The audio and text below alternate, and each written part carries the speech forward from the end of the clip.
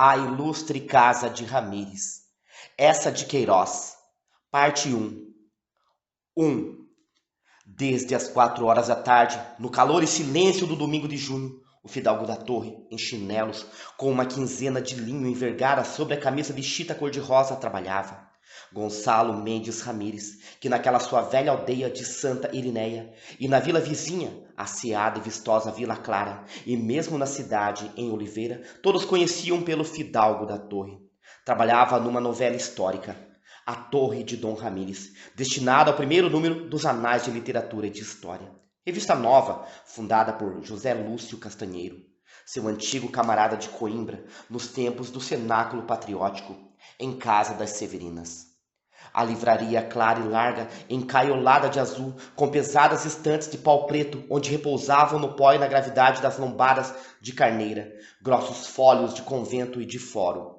Respirava para o pomar por 2 janelas, uma de peitoril e poiais de pedra almofadados de veludo, outra mais rasgada, de varanda, frescamente perfumada pela madressilva que se enroscava nas grades. Diante dessa varanda, na claridade forte, pousava a mesa imensa de pés torneados, coberta com uma colcha desbotada de damasco vermelho, e atravancada nessa tarde pelos rijos volumes da História Genealógica, todo o vocabulário de Blutell, todos soltos do panorama, e ao canto, em pilha, as obras de Walter Scott, sustentando um corpo cheio de cravos vermelhos. E daí, da sua cadeira de couro, Gonçalo Mendes Ramires, pensativo diante das tiras de papel ao maço, roçando pela testa a rama de pena de pato, avistava sempre a inspiradora da sua novela, a torre, a antiquíssima torre, quadrada e negra sobre os limoeiros do pomar que em redor crescera, com uma polca de hera no cunhal rachado, as fundas frestas gradeadas de ferro, as ameias e a miradoura bem cortadas no azul de junho. Robusta sobrevivência do paço acastelado, da falada honra de Santa Irineia, solar dos Mendes Ramires desde os meados do século XX. Gonçalo Mendes Ramires, como confessava esse severo genealogista, o morgado de Cidadélien, era certamente o mais genuíno e antigo fidalgo de Portugal. Raras famílias, mesmo coevas, poderiam traçar a sua ascendência, por linha varonil e sempre pura, até aos vagos senhores que, entre Douro e Minho, mantinham castelo e terra murada, quando os barões francos desceram, com pendões e caldeira, na hoste do Borguinhão, e os Ramires entroncavam limpidamente a sua casa, por linha pura e sempre varonil, no filho do conde Nuno Mendes, aquele agigantado Ordônio Mendes, senhor de Treixedo e de Santa Irineia, que casou em 967 com dona Eudoara, condessa de Carrion, filha de Bermudo, o gotoso rei de Leão. Mais antigo na Espanha que o condado portucalense, rijamente como ele, crescera e se alfamara o solar de Santa Irineia, resistente como ele às fortunas e aos tempos. E depois, em cada lance forte da história de Portugal, sempre um Mendes Ramires avultou grandiosamente pelo heroísmo, pela lealdade, pelos nobres espíritos. Um dos mais esforçados da linhagem, Lourenço, por alcunha o Cortador, colasso de Alfonso Henriques, com quem, na mesma noite, para receber a pranchada de cavaleiro, velara as armas na Sé de Zamora. Aparece logo na Batalha de Ourique, também onde avista Jesus Cristo, sobre finas nuvens de ouro, pregado numa cruz de 10 covados.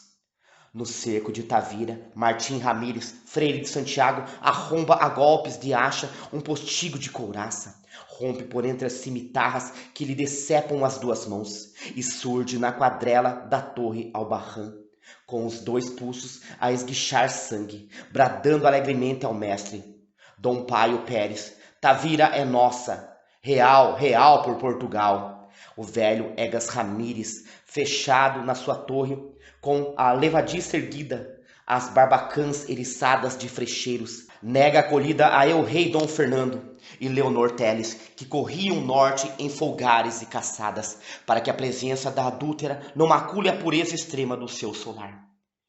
Em Aljubarrota, Diogo Ramires, o trovador, desbarata um troço de besteiros, mata o adiantado mor de Galiza, e por ele, não por outro, cai derribado pendão real de Castela, em que ao fim da lide, seu irmão de armas, Dom Antão de Almada, se embrulhou para o levar, dançando e cantando ao mestre de aves. Sob os muros de argila combatem magnificamente dois Ramires, o idoso Soeiro e seu neto Fernão. E diante do cadáver do velho, trespassado por 4 virotes, estirado no pátio da Alcáçova, ao lado do corpo do conde de Marialva, Afonso V arma juntamente cavaleiros o príncipe seu filho e Fernão Ramires, murmurando entre lágrimas: Deus vos queira tão bons como esses que aí jazem. Mas eis que Portugal se faz aos mares, e raras são então as armadas e os combates de Oriente em que não se esforce um Ramires, ficando na lenda trágico-marítima aquele nobre capitão do Golfo Pérsico, Baltazar Ramires, que no naufrágio da Santa Bárbara reveste a sua pesada armadura e no castelo de proa hirto se afunda em silêncio com a nau que se afunda, encostado à sua grande espada.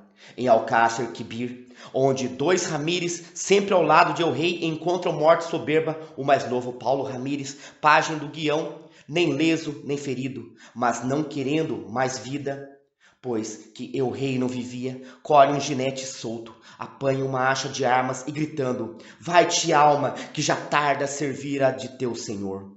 Entra na chusma mourisca e para sempre desaparece. Sob os Filipes, os Ramires, amuados, bebem e caçam nas suas terras, reaparecendo com os Braganças, um Ramires Vicente, governador das armas de Entredouro, e Minho, por Dom João IV, mete a Castela, destroça os espanhóis do conde de Venavente e toma a Fuente Guinal, a cujo furioso saque preside da varanda de um convento de franciscanos, em mangas de camisa, comendo talhadas de melancia. Já, porém, como a nação degenera a nobre raça, Álvaro Ramires, valido de Dom Pedro II, brigão façanhudo, atordoa Lisboa com arruaças, furta a mulher de um vedor da fazenda, que mandara matar a pauladas por pretos, incendeia em Sevilha, depois de perder 100 dobrões, uma casa de tavolagem, e termina por comandar uma urca de piratas na frota de Murad, o maltrapilho. No reinado do senhor Dom João V, Nuno Ramires brilha na corte, ferra as suas mulas de prata e arruína a casa, celebrando suntuosas festas de igreja, em que canta no coro vestido com o hábito de irmão terceiro de São Francisco. Outro Ramires, Cristóvão, presidente da Mesa da Consciência e Ordem, alcovita os amores de El-Rei Dom João I com a filha do prior de Sacavém, Pedro Ramires, provedor e feito mor das alfândegas. Ganha fama em todo o reino pela sua obesidade, a sua chalaça, as suas proezas de glutão no passo da bem posta com o arcebispo de Tessalônica. Inácio Ramires acompanha Dom João VI ao Brasil como reposteiro mor, negocia em negros, volta com um baú carregado de peças de ouro que lhe rouba um administrador, antigo frade capuchinho, e morre no seu solar da cornada de um boi. O avô de Gonçalo, Damião, doutor liberal, dado às musas, desembarca com Dom Pedro no Mindelo. Compõem as empoladas proclamações de partido, fundam um jornal, o Antifrade, e depois das guerras civis arrastam uma existência reumática em Santa Irineia, embrulhado no seu capote de briche, traduzindo para vernáculo, com um lexicon e um pacote de Simonte, as obras de Valério Flacos. O pai de Gonçalo, ora regenerador, ora histórico, vivia em Lisboa, no Hotel Universal, gastando as solas pelas escudarias do banco hipotecário e pelo lajedo da arcada, até que o ministro do reino, cuja concubina corista de São Carlos ele fascinara, o nomeou para o afastar da capital. Governador civil de Oliveira. Gonçalo, esse, era bacharel formado com um R no 3º ano. E nesse ano justamente se estreou nas letras Gonçalo Mendes Ramires, um seu companheiro de casa, José Lúcio Castanheiro, algarvio, muito magro, muito macilento, de enormes óculos azuis, a quem Simão Craveiro chamava o Castanheiro Patriotinheiro. Fundaram um semanário, A Pátria, com o alevantado intento, afirmava sonoramente o prospecto, de despertar não só na mocidade acadêmica, mas em todo o país, do Cabo Cileiro ao Cabo de Santa Maria, o amor tão arrefecido das belezas, das grandezas e das glórias de Portugal. Devorado por essa ideia, a sua ideia. Sentindo nela uma carreira, quase uma missão, Castanheiro, incessantemente, com um ardor teimoso de apóstolo, clamava pelos botequins da Sofia, pelos claustros da universidade, pelos quartos dos amigos, entre a fumaça dos cigarros. A necessidade, caramba, de reatar a tradição, de desatulhar, caramba, Portugal da aluvião do estrangeirismo. Como o semanário apareceu regularmente durante 3 domingos e publicou realmente estudos recheados de grifos e citações sobre as capelas das batalhas, a tomada de Ormuz, a embaixada de Tristão da Cunha, começou logo a ser considerado uma aurora, ainda pálida, mas segura, de renascimento nacional. E alguns bons espíritos da academia, sobretudo os companheiros de casa do Castanheiro, os 3 que se ocupavam das coisas do saber e da inteligência, porque dos 3 restantes, um era homem de cacete e forças, o outro guitarrista e o outro premiado. Passaram aquecidos por aquela chama patriótica a esquadrinhar na biblioteca, nos grossos tomos nunca dantes visitados de Fernão Lopes, de Rui de Pina, de Azurana, proezas e lendas, só portuguesas, só nossas, como suplicava o Castanheiro, que refizessem à nação abatida uma consciência da sua heroicidade. Assim crescia o cenáculo patriótico da Casa das Severinas.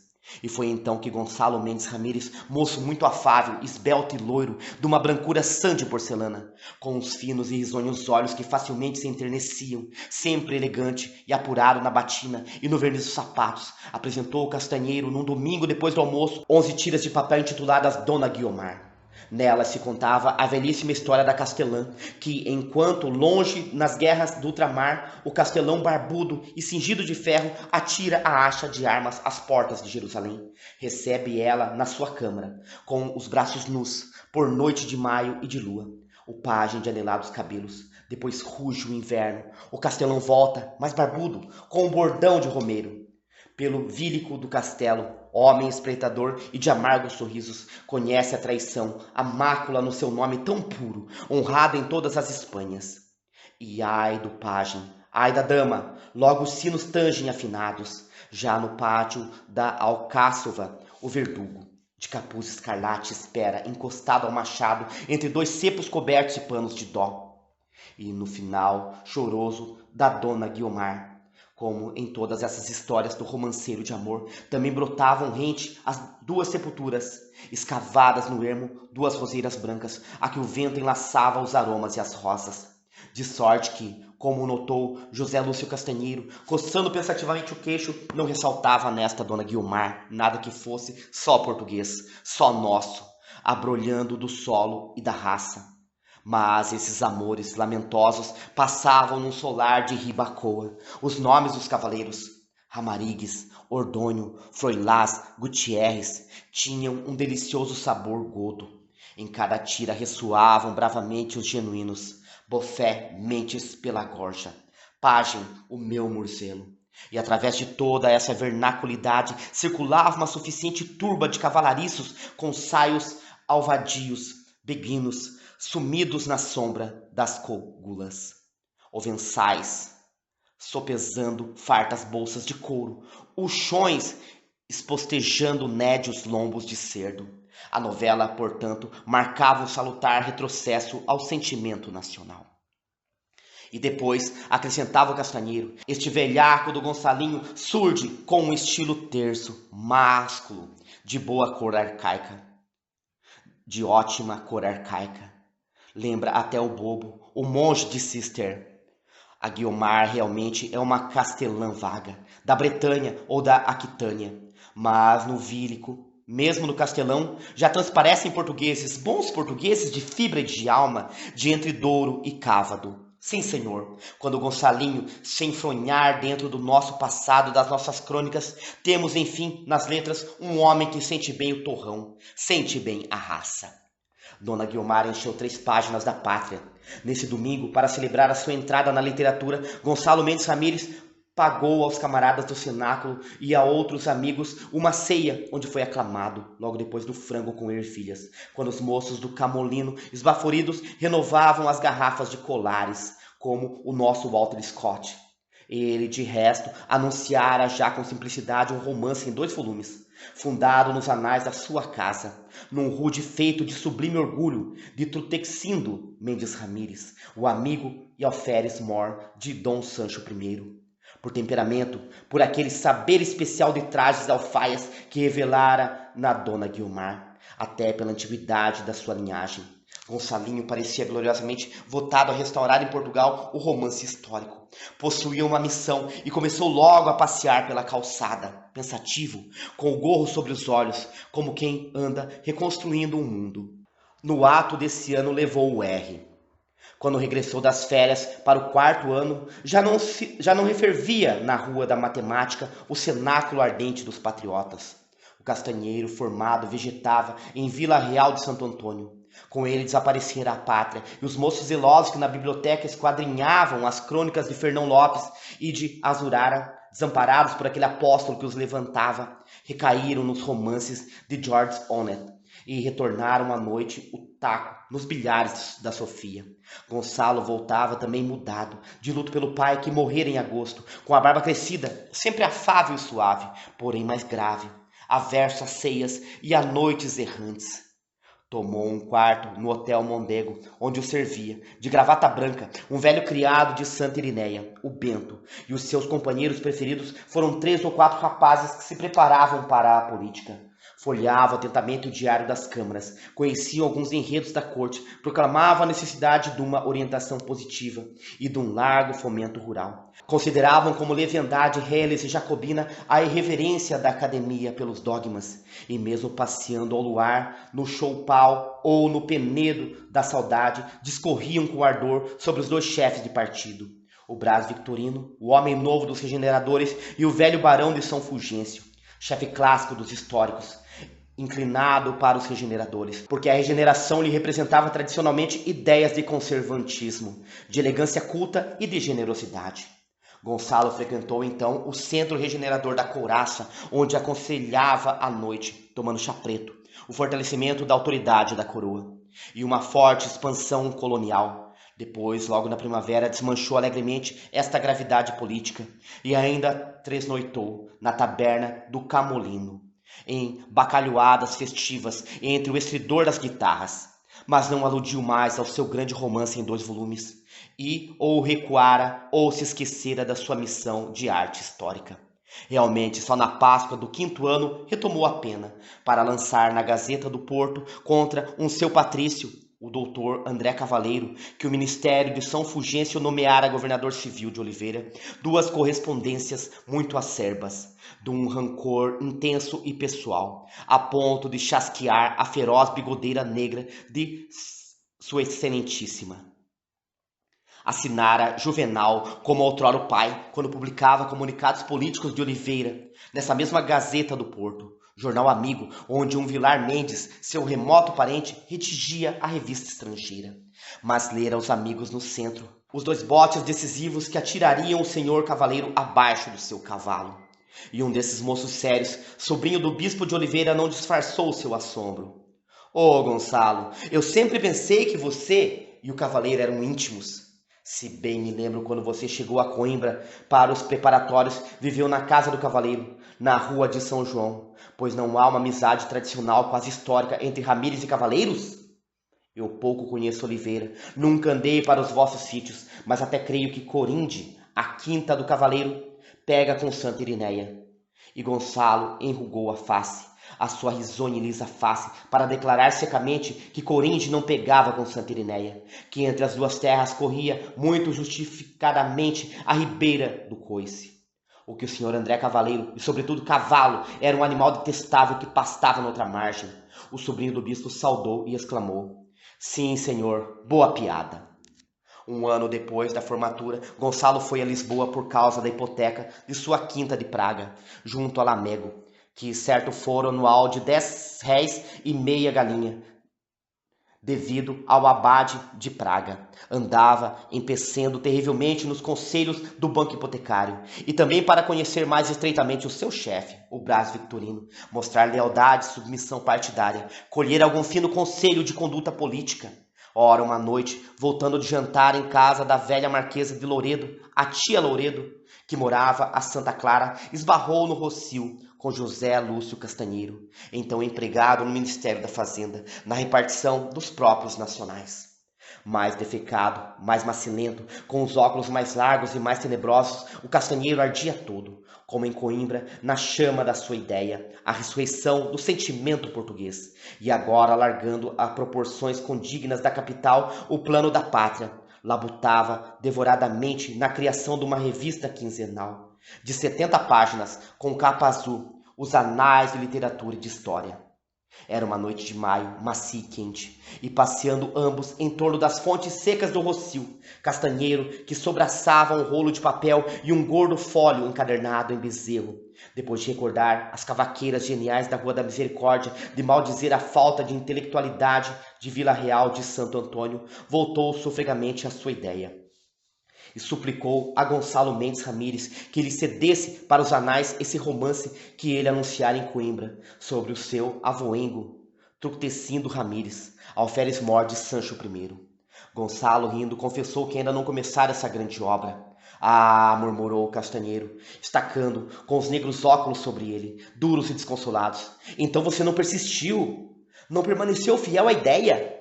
Encolheu os ombros, resignadamente, já acostumado, através da sua missão, a esses desfalecidos de patriotismo. Nem consentiu que Gonçalo, humilhado perante aquela fé que se mantivera tão pura e servidora, aludisse como desculpa ao inventário laborioso da casa, depois da morte do papá. Bem, acabou. Procrastinare lusitanum est. Trabalha agora no verão. Para portugueses, menino, o verão é o tempo das belas fortunas e dos rijos feitos. No verão nasce Nuno Álvares no Bom Jardim. No verão se vence em Aljubarrota. No verão chega o Gama à Índia. E no verão vai o nosso Gonçalo escrever uma novelazinha sublime. De resto, os anais só aparecem em dezembro, caracteristicamente no 1º de dezembro. E você, em 3 meses, ressuscita o mundo. Sério, Gonçalo Mendes. É um dever, um santo dever, sobretudo para os novos, colaborar nos anais. Portugal, menino, morre por falta de sentimento nacional. Nós estamos imundamente morrendo do mal de não ser portugueses. Parou, ondeou o braço magro como a correia de um látego, num gesto que açoitava o Rocio, a cidade, toda a nação. Sabia o amigo Gonçalinho o segredo dessa borracheira sinistra? É que dos portugueses os piores desprezavam a pátria e os melhores ignoravam a pátria. O remédio? Revelar Portugal, vulgarizar Portugal, sim, amiguinho, organizar com estrondo e reclamo de Portugal, de modo que todos o conheçam, ao menos como se conhece o xarope peitoral de James, hein? E que todos o adotem, ao menos como se adotou o sabão do Congo, hein? E conhecido, adotado, que todos o amem, enfim, nos seus heróis, nos seus feitos, mesmo nos seus defeitos, em todos os seus padrões, e até nas veras pedrinhas nas suas calçadas. Para esse fim, o maior a empreender neste apagado século da nossa história, fundava ele os anais, para berrar, para atroar Portugal aos bramidos sobre os telhados, com a notícia inesperada da sua grandeza. E aos descendentes dos que outrora fizeram o reino incumbia mais que aos outros o cuidado piedoso de o refazer. Como? Reatando a tradição, caramba! Assim vocês, por essa história de Portugal fora, vocês são uma enfiada de Ramírez de toda a beleza. Mesmo o desembargador, o que comeu numa ceia de Natal 2 leitões, e apenas uma barriga. Mas que barriga! Há nele uma pujança heróica que prova a raça mais forte do que promete a força humana, como diz Camões. 2 leitões, caramba! Até enternece. E os outros Ramírez, o de Silves, o de Aljubarrota, os de Arcila, os da Índia. E os 5 valentes, de quem você talvez nem saiba, que morreram no salado. Pois bem, ressuscitar estes varões e mostrar neles a alma façanhuda, o querer sublime que nada verga, é uma soberba lição aos novos. Tonifica, caramba, pela consciência que renova de termos sido tão grande sacode esse xoxo consentimento nosso em permanecermos pequenos. É o que eu chamo reatar a tradição. E depois feito por você próprio, Ramírez, que chique, caramba, que chique! É um fidalgo, o maior fidalgo de Portugal, que para mostrar a heroicidade da pátria abre simplesmente sem sair do seu solar os arquivos da sua casa. velha de mais de 1000 anos, é de rachar, e você não precisa fazer um grosso romance, nem um romance muito desenvolvido. Está na índole militante da revista. Basta um conto de 20 ou 30 páginas. Está claro, os anais por hora não podem pagar. Também você não precisa. E que diabo, não se trata de pecúnia, mas de uma grande renovação social. E depois, menino, a literatura leva a tudo em Portugal. Eu sei que o Gonçalo em Coimbra ultimamente frequentava o Centro Regenerador, pois amigo de folhetim em folhetim se chega a São Bento. A pena agora, como a espada outrora edifica reinos. Pense você nisto e adeus, que ainda hoje tenho de copiar para a letra cristã este estudo do Henriques sobre Ceilão. Você não conhece o Henriques? Não conhece. Não conhece, pois quando na Europa, nessas grandes academias da Europa, há uma dúvida sobre a história ou a literatura singalesa, gritam para lá, para o Henriques. Abalou, agarrado ao seu rolo e ao seu tomo, e Gonçalo ainda o avistou na porta e claridade da tabacaria Nunes, agitando o braço esguio de apóstolo diante de um sujeito obeso, de vasto colete branco que recuava com espanto, assim perturbado no quieto gozo do seu grosso charuto e da doce noite de maio. O fidalgo da torre recolheu para o Bragança, impressionado, ruminando a ideia do patriota. Tudo nela o seduzia, e lhe convinha a sua colaboração numa revista considerável, de 70 páginas, em companhia de escritores doutos, lentes das escolas, antigos ministros até conselheiros de Estado. A antiguidade da sua raça, mais antiga que o reino, popularizada por uma história de heróica beleza, em que com tanto fulgor ressaltavam a bravura e a soberba de alma dos Ramírez, e enfim, a seriedade acadêmica do seu espírito, o seu nobre gosto pelas investigações eruditas, aparecendo no momento em que tentava a carreira do parlamento e da política. E o trabalho, a composição moral dos vetustos Ramírez, a ressurreição arqueológica do viver afonsino, as sentidas de Almaço a atulhar de prosa forte não assustavam, não, porque felizmente já possuía a sua obra. E cortada em bom pano, alinhava com linha hábil. Seu tio Duarte, irmão de sua mãe, uma senhora de Guimarães, a Casa das Balsas, nos seus anos de ociosidade e imaginação, de 1845 a 1850, entre a sua carta de bacharel e o seu alvará de delegado, fora poeta, e publicada no Bardo, Semanário de Guimarães, um poemeto em verso solto, o Castelo de Santa Irineia, que assinara com 2 iniciais, DB. Esse castelo era o seu, o paço antiquíssimo de que restava a negra torre entre os limoeiros da horta. E o poemeto cantava, com romântico garbo, um lance de altivez feudal em que se sublimara Truxecindo Ramírez, alferes mor de Sancho I, durante as contendas de Afonso II e das senhoras infantas. Esse volume do bardo, encadernado em marroquim, com o brasão dos Ramírez, o açor negro em campo escarlate, ficara no arquivo da casa como um trecho da crônica heróica dos Ramírez, e muitas vezes em pequeno Gonçalo recitara, ensinados pela mamã, os primeiros versos do poema, de tão harmoniosa melancolia, na palidez da tarde entre a folhagem que o outono amarelece. Era com esse sombrio feito do seu vago avoengo que Gonçalo Mendes Ramírez decidira em Coimbra, quando os camaradas da pátria e das ceias o aclamavam o nosso Walter Scott. Compor um romance moderno de um realismo épico em 2 robustos volumes, formando um estudo ricamente colorido da meia-idade portuguesa. E agora lhe servia, e com deliciosa facilidade, para essa novela curta e sóbria de 30 páginas que convinha aos anais. No seu quarto do Bragança abriu a varanda e, debruçado, acabando o charuto na dormente suavidade da noite de maio, ante a majestade silenciosa do rio e da lua, pensava regaladamente que nem teria a canseira de esmiuçar as crônicas e os fólios maçudos. Com efeito, toda a reconstrução histórica a realizara, e solidamente, com o saber destro, o tio Duarte. O paço acastelado de Santa Irineia, com as fundas carcovas, a torre Albarrã, a alcáçova, a masmorra, o farol e o balsão, o velho Truxecindo, enorme, e os seus flocos de cabelos e barbas ancestrais derramados sob a loriga de malha, os servos mouriscos de surrões de couro, cavando os regueiros da horta, os oblatos resmungando a lareiras nas vidas dos santos, os pajens rogando no campo do tavolado. Tudo ressurgia, com verídico realce, no poemeto do tio Duarte. Ainda recordava, mesmo certos lances, o truão açoitado, o festim e os luxões que arrombavam as cubas de cerveja, a jornada de Violante Ramírez para o mosteiro de Lorvão. Junto à fonte mourisca, entre os olmeiros, a cavalgada para. O enredo todo com sua paixão de grandeza bárbara, os recontros bravios em que se saciam a punhal os rancores da raça, o heróico falar despedido de lábios de ferro. Lá estavam os versos do Tite, sonoros e bem balançados. Monge escuta o solar de Dom Ramírez, por si e pedra a pedra se aluíra, se jamais um bastardo lhe pisasse com o sapato aviltado as lajes puras. Na realidade, só lhe restava transpor as formas fluidas do romantismo de 1846 para sua prosa tersa e máscula, como confessava o Castanheiro, de ótima cor arcaica, lembrando o bobo. E era um plágio? Não. A quem, com mais seguro direito do que a ele, Ramírez, pertencia à memória dos Ramírez históricos?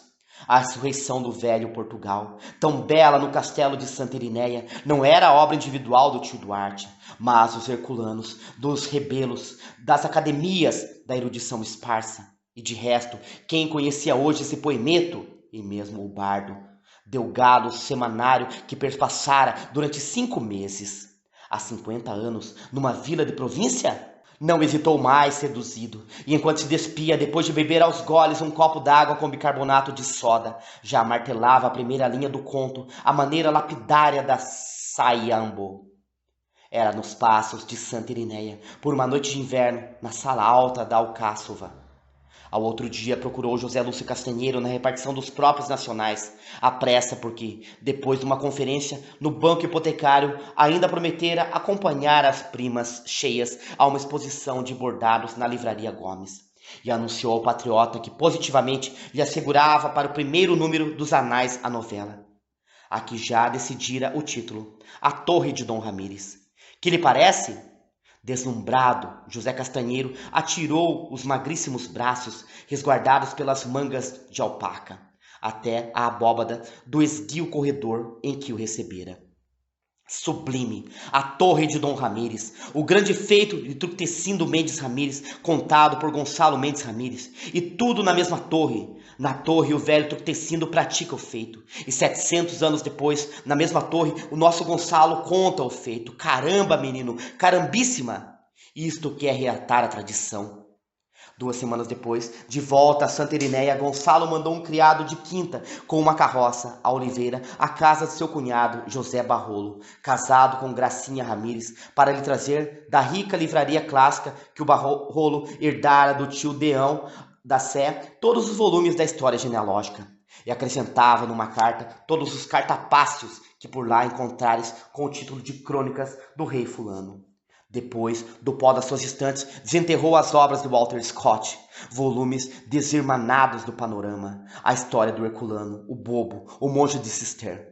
E assim, abastecido com uma farta resma de tiras de almaço sobre a banca, começou a repassar o poemeto do tio Duarte, inclinado ainda a transpor para a aspereza de uma manhã de dezembro, como mais congênere com a rudeza feudal dos seus avós, aquela luzida cavalgada de donas, monges e homens de armas que o tio Duarte estendera através de uma suave melancolia outonal, pelas veigas do Mondego, na palidez da tarde entre a folhagem que o outono amarelece. Mas, como era então junho e a lua crescia, Gonçalo determinou por fim aproveitar as sensações de calor, luar e arvoredos que lhe fornecia a aldeia para levantar logo a entrada da sua novela, Negro e Imenso Passo de Santa Irinéia, no silêncio de uma noite de agosto sob o resplendor da lua cheia. E já enchera desembaraçadamente, ajudado pelo bardo, 2 tiras, quando uma desavença com seu caseiro, o Manuel Relho, lhe amanhava a quinta por 800 mil réis de renda. Veio perturbar, na fresca e noviça inspiração de seu trabalho, o fidalgo da torre. Desde o Natal, o Relho, que durante anos de compostura e ordem se emborrachava sempre aos domingos com alegria e com pachorra, começara a tomar 3 e 4 vezes por semana bebedeiras desabridas, escandalosas, em que espancava a mulher, atroava a quinta de berros e saltava para a entrada, esgredelhado, de varapau, desafiando a quieta aldeia. Por fim, numa noite em que Gonçalo, à banca depois do chá, laboriosamente escavava os fossos do paço de Santa Irinéia, de repente a Rosa cozinheira rompeu a gritar. Aqui del rei contra o relho. E através de seus brados e de latidos dos cães, uma pedra depois outra bateram na varanda venerável da livraria. Enfiado, Gonçalo Mendes Ramírez pensou no revólver, mas justamente nessa tarde, o criado, o Bento, descera aquela sua velha e única arma à cozinha para a desenferrujar e arear. Então, atarantado, correu ao quarto que fechou a chave, empurrando contra a porta a cômoda com tão desesperada ansiedade que frascos de cristal, um cofre de tartaruga, até um crucifixo tombaram e se partiram. Depois gritos e latidos findaram no pátio, mas Gonçalo não se arredou naquela noite daquele refúgio bem defendido, fumando cigarros, ruminando um furor sentimental contra o relho, a quem tanto perdoara, sempre tão afavelmente tratara, e que apedrejava as vidraças da torre. Cedo de manhã convocou o regedor. A Rosa, ainda trêmula, mostrou no braço as marcas roxas dos dedos do relho, e o homem cujo arrendamento findava em outubro foi despedido da quinta com a mulher, a arca e o catre. Imediatamente apareceu um lavrador dos Bravais, o José Casco, respeitado em toda a freguesia pela sua seriedade e força espantosa, propondo ao fidalgo arrendar a torre. Gonçalo Mendes Ramírez, porém, já desde a morte do pai, decidira elevar a renda a 950 mil réis. E o Casco desceu as escadas de cabeça descaída. Voltou logo ao outro dia, repercorreu humildemente toda a quinta, esfarelou a terra entre os dedos, esquadrinhou o curral e a adega, contou as oliveiras e as cepas, e num esforço em que lhe arfaram todas as costelas, ofereceu 910 mil réis. Gonçalo não cedia, certo da sua equidade. O José Casco voltou ainda com a mulher, depois um domingo com a mulher e um compadre, e era um coçar lento do queixo rapado, umas voltas desconfiadas em torno da eira e da horta, umas demoras sumidas dentro da tulha, que tornavam aquela manhã de junho intoleravelmente longa ao fidalgo, sentado num banco de pedra do jardim, debaixo de uma mimosa com a Gazeta do Porto, quando o Casco, pálido, lhe veio oferecer 930 mil réis. Gonçalo Mendes Ramírez arremessou o jornal, declarou que a ele por sua conta amanhara a propriedade, mostrar o que era um torrão rico, tratado pelo saber moderno com fosfato, com máquinas. O homem de Bravais, então, arrancou um fundo suspiro, aceitou os 950 mil réis. À maneira antiga, o fidalgo apertou a mão ao lavrador, que entrou na cozinha a enxugar um largo copo de vinho, espojando na testa, nas cordoveias rijas do pescoço, o suor ansiado que o alagava. Mas, como entulhada por estes cuidados, a veia abundante de Gonçalo estancou, não foi mais que um fio arrastado e turvo. Quando nessa tarde se acomodou à banca para contar a sala de armas do Paço de Santa Irineia por uma noite de lua, só conseguiu converter servilmente numa prosa aguada os versos lisos do tio, sem relevo que os modernizasse dessa majestade senhorial ou beleza saudosa aqueles maciços muros, onde o luar, deslizando através das reixas, salpicava centelhas pelas pontas das lanças altas e pela cimeira dos morriões. E desde as 4 horas, no calor e silêncio do domingo de junho, labutava, empurrando a pena como lento arado em chão pedregoso, riscando logo rancorosamente a linha que sentia deselegante e mole, ora no reboliço a sacudir e reenfiar sob a mesa os chinelos de marroquim, ora imóvel e abandonado à esterilidade que o tratava, cor nos olhos esquecidos na torre, na sua dificílima torre, negra, entre os limoeiros de o azul, toda em volta no piar e esvoaçar das andorinhas. Por fim, descorçoado, arrojou a pena, que tão desastrosamente emperrara, e fechando na gaveta com uma pancada o volume precioso do bordo. Irra, estou perfeitamente entupido. Esse calor! E depois aquele animal do Casco, toda a manhã. Ainda releu coçando sombriamente a nuca, a derradeira linha rabiscada e suja. Na sala altaneira e larga, onde os largos e pálidos raios da lua, largos, e os pálidos raios, os eternos pálidos raios, também este maldito castelo tão complicado e este dom tructecindo que eu não apanho, tão antigo, enfim, um horror. Atirou num repelão a cadeira de couro, cravou com furor um charuto nos dentes e abalou da livraria, batendo desesperadamente a porta, num tédio imenso de sua obra, daqueles confusos e enredados passos de Santa Irineia e dos seus avós, enormes, ressoantes, chapeados de ferro e mais vagos que fumos. Continua.